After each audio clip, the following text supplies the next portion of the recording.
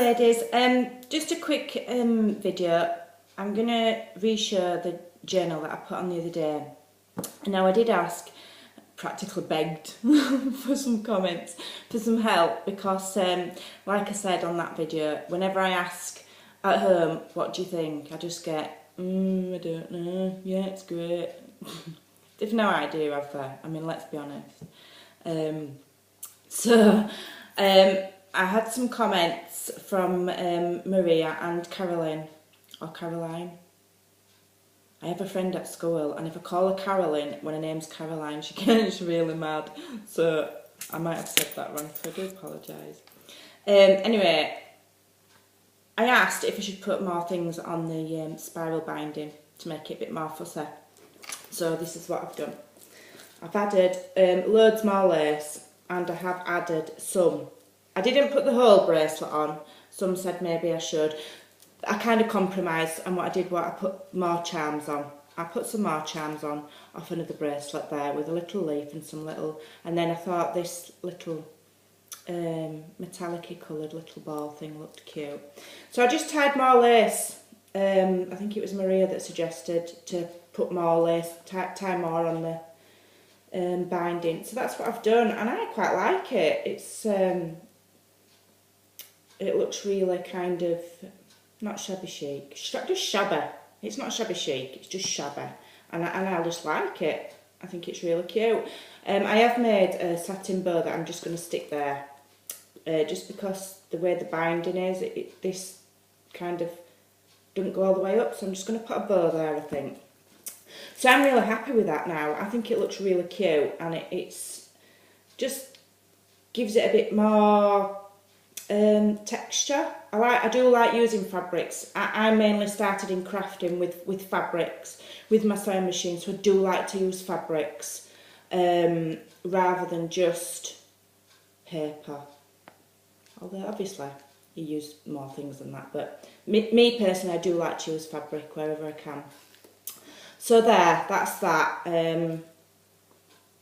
Whether I'll do some altering inside, I don't know. I'm getting as many different covers done as I can, trying to plough through them, because obviously you don't want them to be all the same, and I don't want them to look like I've overthought about it. I like to just get one out, and just whatever comes out of my head, comes out of my head, and that's what I end up with, because I think if you plan them, then they'll look like they're manufactured, and then they don't look good. Do you know, it's hard to explain, but I know what I mean. I want all of my things, every single thing to be different that I sell on my stall. I don't want to churn out the same. I don't want anything to look similar. Obviously, you have your own style, so somebody could, years down the line, when you've been at it years, somebody can look at something and go, oh, that's definitely come from so-and-so, because it's their kind of thing. But I don't want everything to be the same. So, there you go. So that's that one. I'm going to try and do another one today, but I'm really behind with my tutus, to be honest.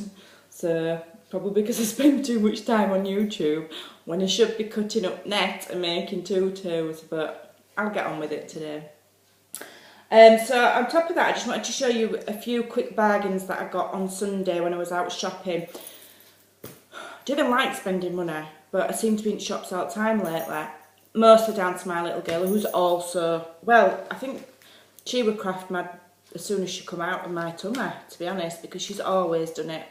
She's got a little playroom that's a spare downstairs bedroom that we don't use, and you can hardly see carpet, to be honest. I try, if anybody comes, I keep doors shut because she's got that much crafting stuff and it's everywhere, but I just let her do her own thing, and she comes up with some really good stuff. Anyway, I'm blabbing.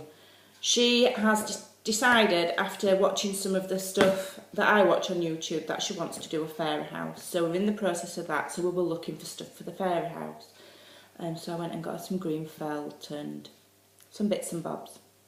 And then we went to Woods and got a load of manky twigs and mouldy acorns, as you do. So we'll see what we come up with, might put it on here.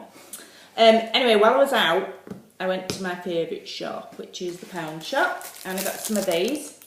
Now I go to Pound World. I don't know, there's two, isn't there? Poundland and Pound World, and one's slightly better than the other. Can't remember. without going in the bin and looking at the carrier bag. Anyway, I got these. They're £1. They're brilliant, I think, for £1. Glue them on, flower centres, put them on your mixed media, whatever, bit of bling. They look pretty cool. £1. I also picked up this, which I'm going to try, and it's metallic acrylic paint, and that's like a bronzy colour. It looks really nice. Now I'm going to try it because obviously, although I'm a scrimper, I do appreciate the concept of false economy, which basically means buying cheap isn't always the best policy, because sometimes they can be rubbish, basically. So I'm going to try this out first, and I'll let you know if it's any good. I've just got it really to, when I'm doing altered journals, if they've got a binding on, altered notebooks or whatever, if they've got a binding on, I find it easier to just paint them to make sure that you don't see none of it underneath whatever you're sticking on. So I'm doing I've got one in mind that I'm doing, so I'm going to paint all the binding area in this to make sure none of it shows. So I'll let you know how that goes, because for £1, and they had blues, purples, greens, all metallics. So for £1, that could be a really good buy, bearing in mind like these little ones that you get from, I get these from the range. I think they're like £1.25. So you're getting a bit more in there, and it's metallic. So for £1, it's worth a try. And if it's not brilliant, then I'll let my little girl use it, so it won't go to waste. So there you go. What else did I get? Oh yes, I got these little wires, the floral wires. Now I bought this small pack of it to try. Obviously you can get it on a roll and it'd end up a lot cheaper, more than likely. This cost me 75p, I don't even know how many's in here, there's quite a lot.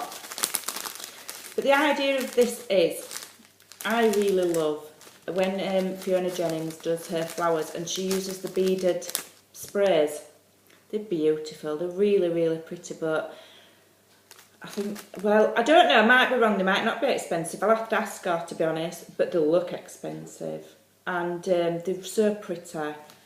But I thought, I've got quite a lot of beads collected up now, and I've got a few crystals, so I thought I might try make some. I have seen a tutorial by Lovely Scrapping, that's the name of her channel, Lovely Scrapping, and she makes them.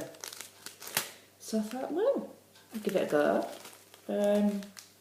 All I've wasted then will be, if it doesn't work, is 75p on these wires, because if they don't work, I'll take the beads off.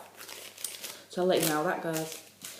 I also got this as well in Hobbycraft. It's a letter G, because my little girl's going to a birthday party next week. Little girl's name's Gracie. So I thought using, rather than going out and buying her a present, because, you know, I mean, it ends up expensive, all these birthday parties. Now that cost me £1. Now I've got all these things that I've been collecting and getting from charity shops, and my acrylic paints that I've been kind of stocking. So I thought I'm going to try and do an altered G. Now her mum loves shabby chic. They've got, the little girls have got quite plain but shabby chic bedrooms. She likes all the bunting, and she's got white distressed furniture. So I thought that would be really nice if I can pull it off. If it doesn't look like a dog's dinner. And another tip that I've got, I mean, this is the plastic hanging for hanging it up in the shop, so you wouldn't use that, it'll come off. But on Pinterest, quite a long time ago, on a girl with a glue gun, she has a page on Pinterest, and she also has her own blog. She is on YouTube, but she doesn't seem to do tutorials. She seems to keep it on her blog and on Pinterest. Anyway, what she showed one time as a good tip, when she was making something, I think it was actually a letter, but I think she made it out of fabric. To hang it on the wall at the back, she uses what she called a soda pull. So I don't know if she's American, maybe. To us lot, it's a ring pull from a can of your Diet Coke or your Fanta or whatever. So pull the ring pull all the way off. I don't think we've got one to hand, let me see. Oh, I have, I've got one here. So that's how it'll look like when you pull it off. Can you see that? So you can kind of pull that bit out a little bit like that, and you can hot glue that on the back, oops, of whatever you're doing. Yeah, down a bit, hot glue that on, and then that bit there stands proud a bit, so you can then use that to hang it on the wall. You could always paint over it, but that's a good tip. So I always save these, because I save things thinking they'll come in handy. I save toilet rolls. I now know, after watching, coming across a tutorial that Fiona did on a toilet roll mini, I now know what to do with all these toilet rolls. And that's what you do with your soda tabs or your ring pulls. So that's a tip. And also, if anybody's watching that uses a hot glue gun, I'd be interested to know where you get your glue sticks from, right? Because mine is one of the bigger ones, so it uses the fat ones. They're like 11 mils or something. Now I've been getting them from Dunelm Mills. That's an English shop. And they've been leaving loads of strings. It's really annoying. Now when I first got my glue gun, it came from Hobbycraft. My husband bought it.